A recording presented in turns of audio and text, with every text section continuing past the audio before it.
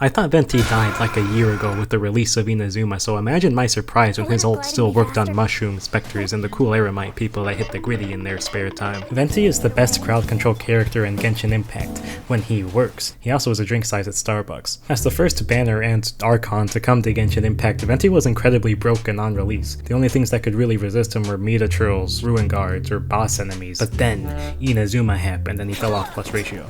The vast majority of enemies in this region were massive and refused to get sucked by Venti. But then they got nerfed a patch later and now move slightly. It really wasn't all that helpful. But now with Sumeru's enemies, Venti's had a much easier time bursting them down. He's not being met with that same resistance anymore. The Eremites are the biggest non-boss enemy to come out so far, and these dudes get sucked up like ragdolls unless they activate their elemental attack mode. But does that make him worth it in this day and age?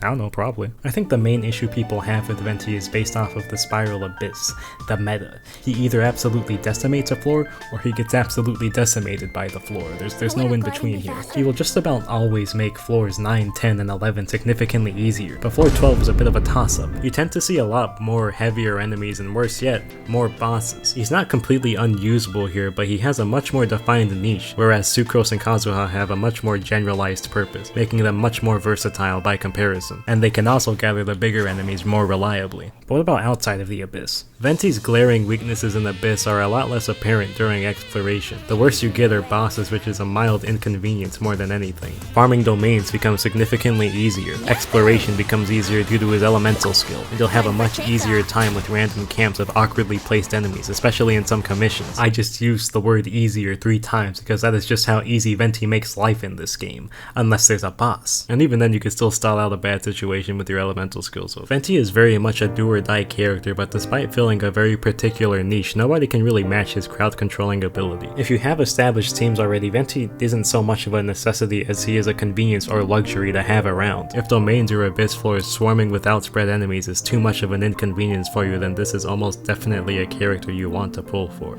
Or maybe you can just pull for him because you like him. You know, have some fun for once.